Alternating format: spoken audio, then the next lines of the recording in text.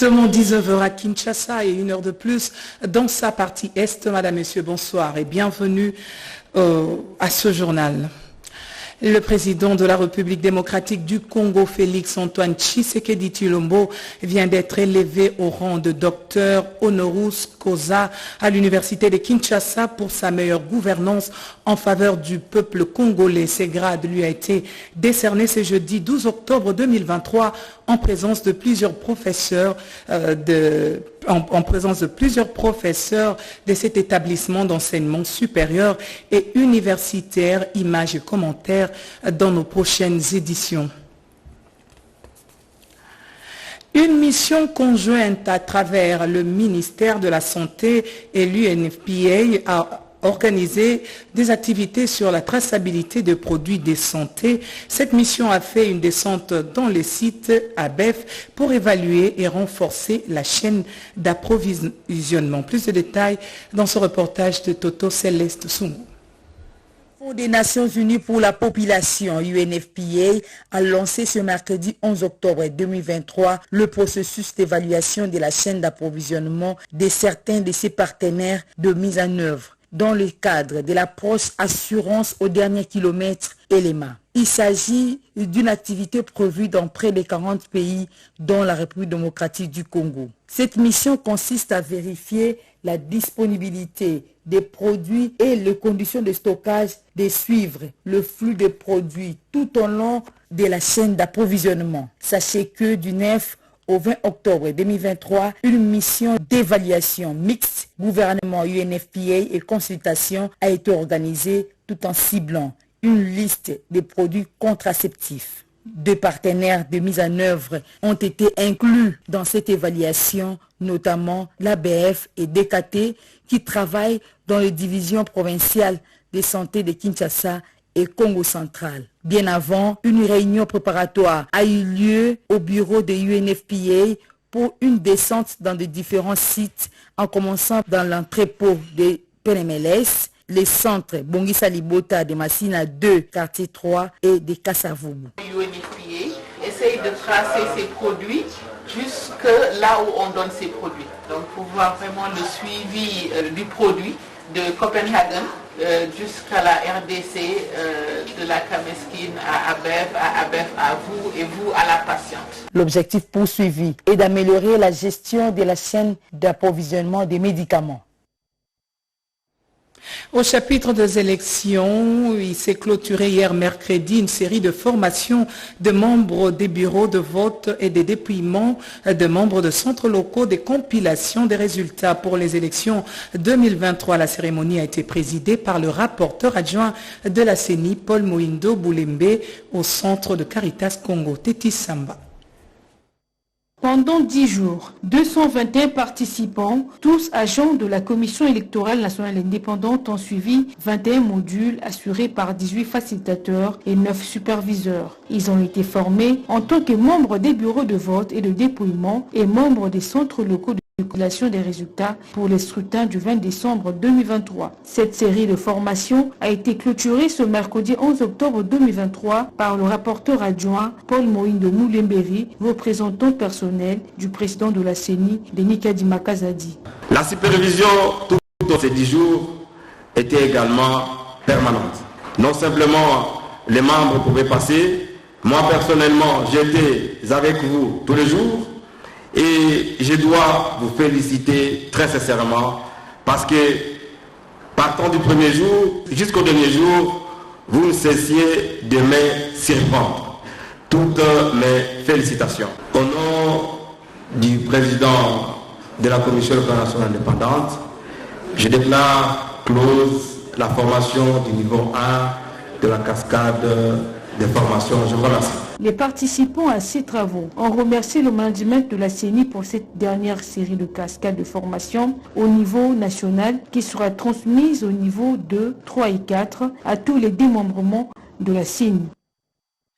Cap sur la province de l'Ituri où les travaux de modernisation et d'agrandissement de l'aéroport Murongo de Bunia évoluent sans désemparer. Le délai de 36 mois prévu pour sa livraison à la population de l'Ituri sera bel et bien respecté. Assurance de l'entreprise Mongaban, maître d'ouvrage.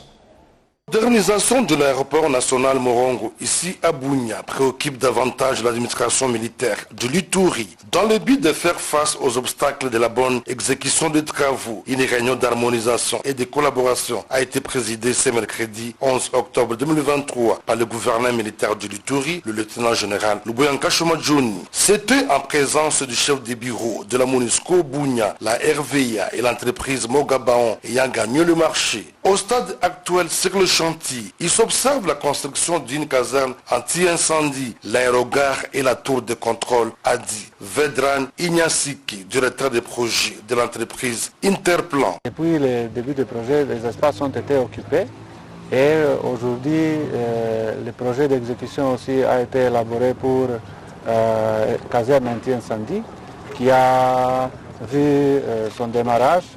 Et l'excavation pour la fondation sont derrière nous.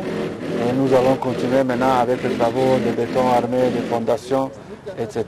Ce projet piloté par l'entreprise Mogabaon vise la modernisation de cet aéroport au standard international, souligne son directeur général, Joseph Akilimali. Selon lui, ce projet s'étend sur 36 mois et pourra impérativement booster l'économie de la région à travers les échanges commerciaux. Une raison de plus de l'implication du chef de l'État, Félix Antoine Tshisekedi Tshilombo, de désenclaver cette partie du pays pour assouvir les Ituriennes et Ituriens, aujourd'hui témoins de la modernisation de la ville de Bunia avec l'avènement de l'état de siège.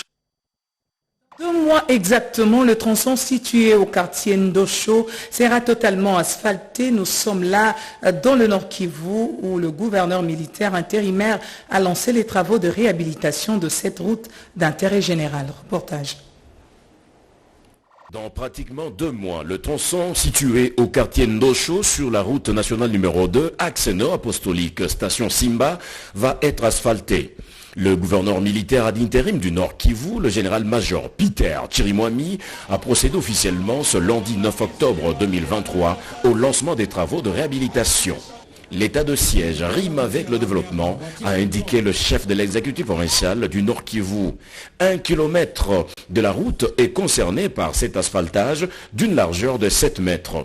Peter Chirimwami précise que c'est pour soulager tant soit peu la souffrance qu'endure la population. Une priorité pour l'autorité qui voudrait laisser ses empreintes en province avec l'appui des notables du Nord Kivu qui l'accompagnent dans sa mission. Le chef de l'État a dit l'état de siège, ce n'est pas seulement la paix, rétablir l'autorité de l'État, mais aussi le développement. C'est le message que je donne à la population pour leur dire que je suis là aussi pour le développement. La population a exprimé son soulagement de voir les travaux démarrer. Notons que ces travaux sont financés par le gouvernement militaire du Nord Kivu et exécutés par l'entreprise Mongabaon. Peu après la cérémonie, le général-major Peter Chirimwami est allé au chevet de malades internés à l'hôpital militaire du camp Katindo avec une assistance. Nous qui sommes tout le temps au front, nous nous blessons, nous mourons. Et lorsque un ami est blessé, il faut le visiter pour un réconfort moral. Donc si je suis passé visiter les blessés, c'est pour les réconforter. J'ai acheté des produits pharmaceutiques pour leurs soins. Non à la discrimination des lépreux, l'un des objectifs fixés en 2030 par l'OMS. C'est dans cet objectif que les experts du programme vont évaluer les activités précédentes et tiennent à éradiquer ces fléaux en RDC. C'était au cours d'un atelier en collaboration avec les églises du Christ au Congo. Anastasie Doumbou. Vers zéro lèpre, c'est ce que veut la stratégie mondiale de lutte contre la lèpre en 2030. Structuré autour des piliers, à savoir la prise en charge de lépreux, combattre la stigmatisation, garantir le respect des droits humains ainsi que l'élimination de la maladie. C'est par ces différentes stratégies que la mission de lutte contre la lèpre et les partenaires techniques et financiers tiennent à répondre à ces objectifs fixés par l'OMS en 2030. On a constaté que la lèpre n'est pas suffisamment connue et tant qu'on ne connaît pas un problème, c'est difficile d'en trouver des solutions. Donc c'est pourquoi la sensibilisation, la communication devrait être au centre de notre travail. Pour que la lèpre soit connue, nous devons redoubler des efforts pour faire connaître la maladie à cause de l'ignorance et aussi planifier beaucoup d'activités de communication à tous les niveaux et en utilisant différents acteurs. Ici, il s'agit de notre partenaire TLM Congo, donc The Leprosy Mission. Donc, je suis venu participer en tant que directeur. J'ai donné mes orientations pour que la lutte puisse avancer. Toutes nos actions tournent autour de cette stratégie et aussi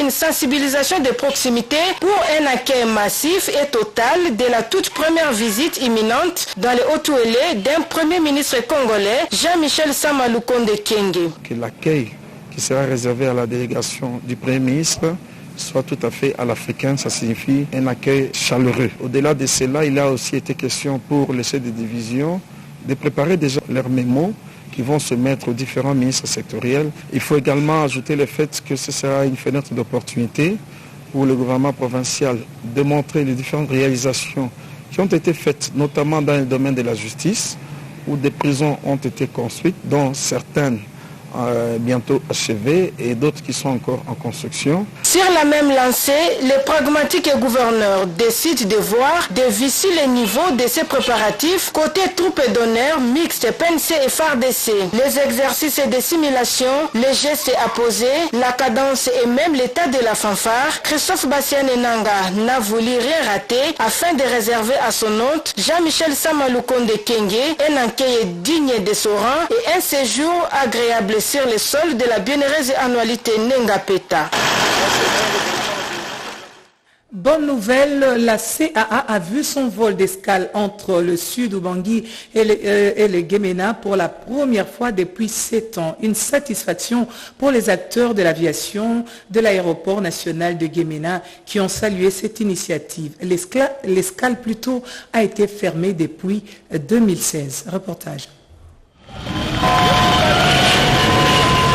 Il est 15h50 heure locale lorsque l'Airbus 320 de la compagnie africaine d'aviation CAA en sigle atterrit pour la première fois à l'aéroport national de Gemena depuis qu'on avait fermé cette escale en 2016. Au pied d'avion, c'est le maire de Gemena, Jacob Loubayambuka, qui salue le commandant à bord Luc Stripsens et tous les membres de l'équipage avant de les conduire pour saluer les chefs coutumiers de la ville de Gemena, propriétaires terriens et ceux des environs qui entouraient le président national de l'association socio-culturelle Ngambe Bouklien Baka, Emmanuel Gbaligaza, eux qui se sont battus bec et ongle ensemble avec l'autorité provinciale du Sud-Bangui et la FEC Sud-Bangui pour convaincre la hiérarchie de CAA afin d'accepter finalement de servir cette ligne aérienne. Nous remercions la hiérarchie de la CAA qui finalement a accepté de répondre positivement à notre démarche.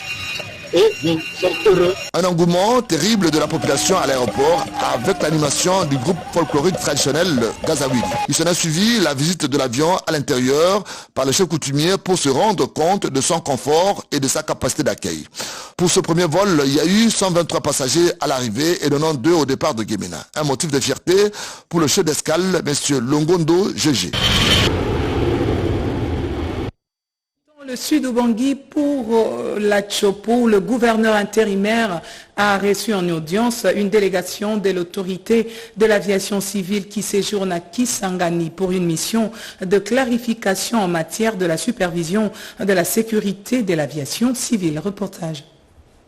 Conduite auprès de l'autorité provinciale par le ministre provincial du Transport et Voies de Communication, cette délégation est venue non seulement présenter les civilités, mais aussi faire savoir à Norbert Lokulalo Lissambo qu'elle est à Kisangani pour clarifier les prérogatives exclusives reconnues à l'autorité de l'aviation civile en matière de la supervision de la sécurité et de la sûreté de l'aviation civile en République démocratique du Congo, comme précise M.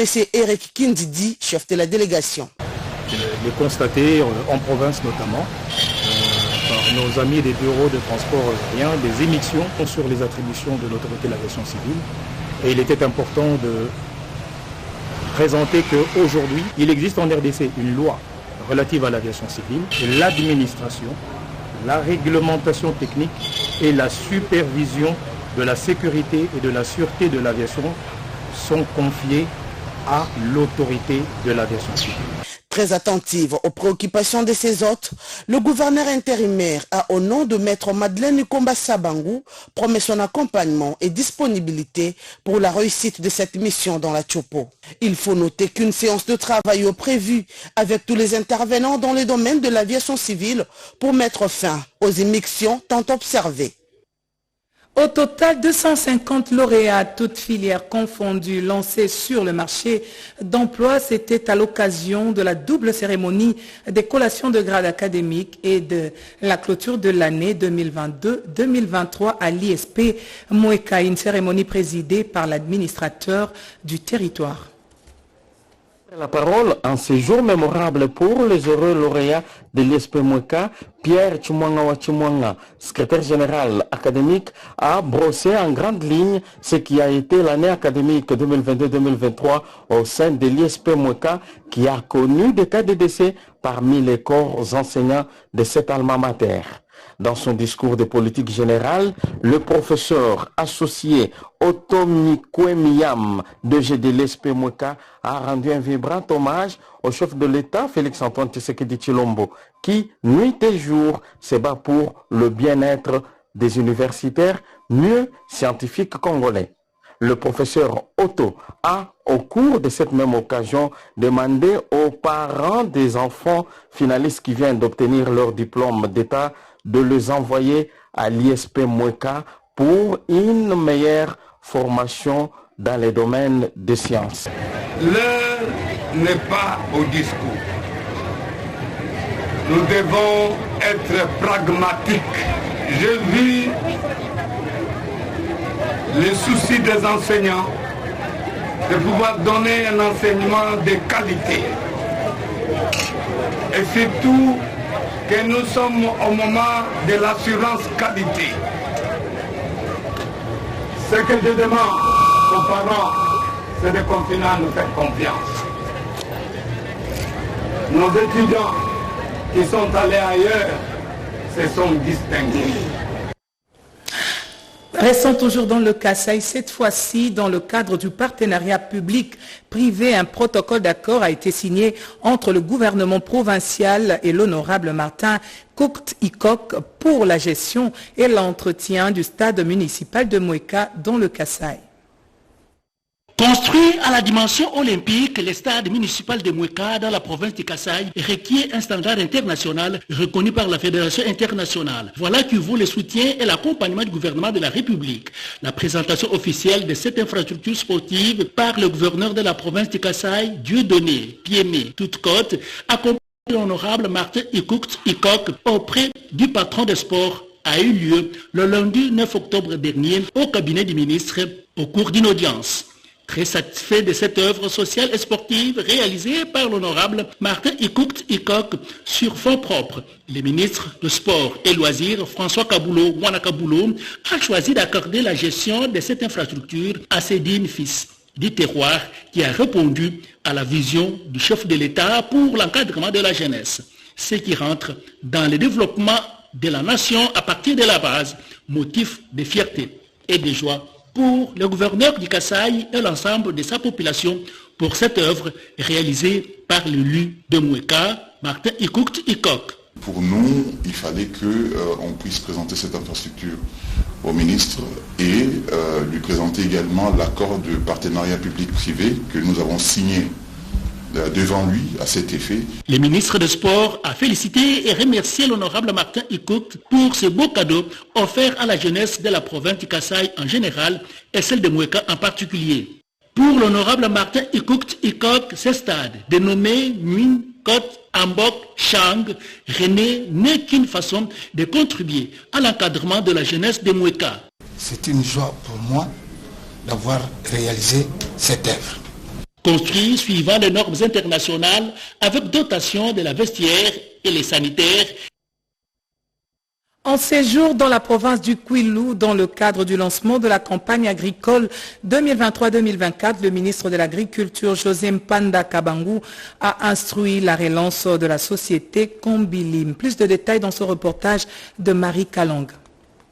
La cité d'Idiofa, dont la province du Kwilu, a vibré au rythme de la cérémonie de remise de brevets aux 250 lauréats qui ont suivi la filière de technique médicale. Motif de satisfaction pour le directeur général de l'Institut supérieur technique médical d'Idiofa.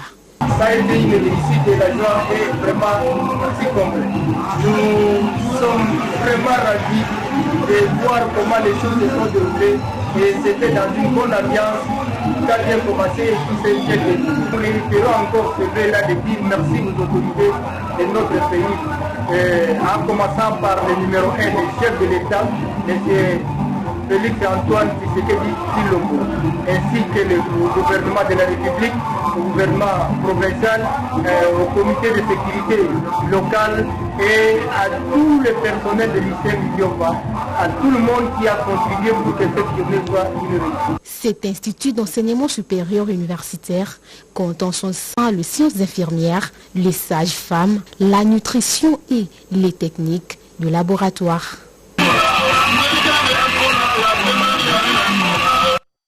Et dans le Lualaba se range derrière la vision du chef de l'État, Félix-Antoine Tshisekedi Tshilombo, le président de l'Assemblée provinciale, Louis Kamweni, et autorité morale du CDA a mobilisé ses troupes pour accompagner le candidat Félix-Antoine Tshisekedi à la CENI. La tournée du chef de l'État, Félix-Antoine Tshisekedi, dans les provinces de l'ex-Katanga, a été une réussite totale, a reconnu Louis Kamweni, président de l'Assemblée provinciale du Lualaba et autorité morale du CDA. En passant, l'honorable Louis Kamweni, entouré des militants de son parti, était à la CENI pour accompagner les candidats Félix-Antoine Tshisekedi. C'est sur instruction de notre autorité morale Louis Kamweni qui nous a demandé d'accompagner le président de la République. Et nous en sommes fiers. C'est lui qui nous a donné le courage de venir ici. La machine électorale est déjà en marche.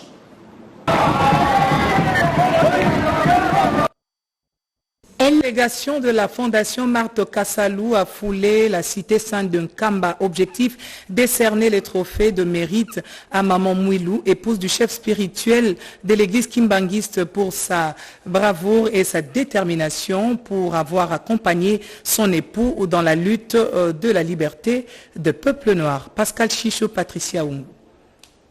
Elle est parmi les piliers de l'église kimbangiste pendant que son mari était en prison. Elle a conduit l'église des mères de maître, Maman Mouilou. Même plusieurs années fait parler d'elle. Un acte de bravoure qui n'a pas laissé indifférent les ministères de la Culture et Arts, en collaboration avec la Fondation Marthe Kassalou, a organisé une cérémonie grandiose de remise du trophée à Maman Mouilou, épouse du chef spirituel de l'église kimbangiste. À travers cette cérémonie haute en couleurs, on peut bien dire que la Fondation Marthe Kassalou milite pour la promotion culturelle et de valeurs humaines. Face à cette grande manifestation, les responsables de la Cité Sainte n'ont pas gardé leur joie. Lorsque Maman Mouilou nous a laissé à partir du 6 juin au 12 septembre 2021, avant l'arrestation de Papa Simon Kimbangu, moi-même j'y étais. Ensuite, je suis venu ici à Kamba. Nous étions exclus par le gouvernement belge.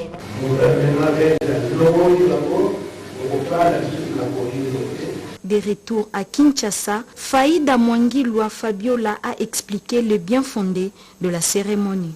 L'élévation de Maman Marie Mouilou au titre de marraine idéologique de notre prix qui est décerné chaque fin du mois de mars aux lauréates sélectionnés. Plusieurs figures féminines politiques, sociales comme religieuses, se sont vues décerner ce prix qui récompense le mérite et les valeurs des femmes et a accompagné avec loyauté, fidélité et constance les combats de leurs époux dans tous les domaines de la vie. Pour inspecter les travaux de construction de la RN1 Mbuji-Mayi Kananga, qu'une délégation de l'IGF séjourne dans cette partie du pays. Les constats faits sur le terrain est largement négatif en rapport avec le fonds alloué et le temps consommé. Le gouverneur de province intérimaire du Kasaï oriental, Julie Kalenga Kabongo, a conduit mardi 10 octobre la délégation de l'IGF venue de Kinshasa en mission officielle en Mbuji-Mayi à inspecter l'évolution des travaux de construction de la route nationale numéro 1 Mbuji-Mayi Kananga. Travaux exécutés par l'entreprise Samcret avec le financement du FPI sous la surveillance et le contrôle de Grand International Group pour une durée de 33 mois. Plus d'une année consommée, avec un budget de 56 millions de dollars américains, l'entreprise Samcret a exécuté des travaux médiocres et insignifiants sur un parcours de 17 km. Lors de cette inspection, les explications fournies par les ingénieurs n'ont pas convaincu ni les inspecteurs de l'IGF, ni la gouverneure de province Aïjili Kalenga Kabongo, ni non plus la population riveraine qui ne jure que par le départ de cette entreprise qui ne fait rien. Dès là, la gouverneure de province Aï, accompagnée du conseiller du ministre des Finances, sont allés visiter les travaux sur les ravins Moulamba-Ampoyi qui sont à l'arrêt. L'autorité provinciale s'est rendue sur les lieux pour demander à l'entreprise CGCD de reprendre les travaux car les fonds ont été débloqués par le ministre des Finances. Nous saluons l'implication de l'autorité provinciale dans les travaux que nous faisons et cela va permettre que la province du Kasaï oriental puisse voir les ouvrages sous financement du Trésor public être achevés, mais aussi l'inspection nous permet de revoir un peu certains aspects techniques liés au projet ainsi que certaines rallonges sur le projet pour le bien de la population. Vision Fachi rénovée s'est donné le devoir de vulgariser les réalisations du chef de l'État, Félix-Antoine Tshisekedi. Son président national, Kalimboui, appelle à l'éveil patriotique dans ses commentaires de Cédric Enina. Le Haut-Katanga et Vision Fachi rénovée vont debout contre les ennemis de la nation. Des hôpitaux construits, les secteurs de l'énergie électrique en pleine expansion, la gratuité de l'enseignement, catalyseur de développement, la mise en œuvre progressive de la couverture santé universelle et la construction des infrastructures dans tous les domaines. Autant des réalisations du chef de l'État Félix-Antoine Tshisekedi qui font l'objet d'une vulgarisation auprès de la population par Vision Fachi rénovée et son président Kalimboui. Puisque c'est de lui qu'il s'agit, il a initié pendant plusieurs mois sans relâche des rencontres et rassemblements populaires pour prêcher l'unité, la cohésion et l'éveil patriotique, ciblant surtout les jeunes dans cette démarche de la défense de l'intégrité territoriale face à l'agression rwandaise. Vision Fachi rénové, membre de l'Union sacrée, s'insurge également contre toute tentative de déstabilisation du pays et se lance en guerre contre les intérêts obscurs. Depuis la ville cuprifère de Lubumbashi, elle a agrandi sa toile pour implémenter sa politique participative, incluant des communautés pour plus d'efficacité dans les actions.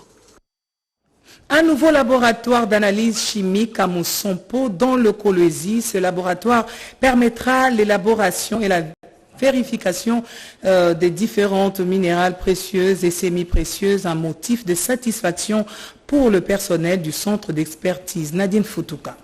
Le chef de l'État, Félix-Antoine Tshisekedi Tshilombo, a fait honneur au laboratoire d'analyse chimique de Moussampo dans la ville minière de Kolwezi.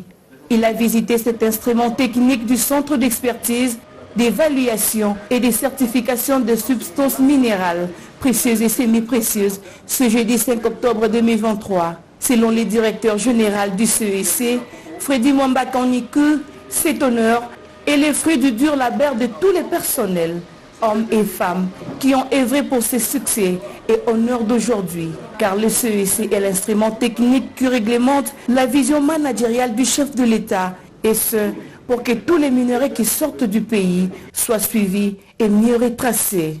Le chef de l'État a promis aux Congolais de faire de millionnaires. Et les caisses de l'État ont besoin de recettes.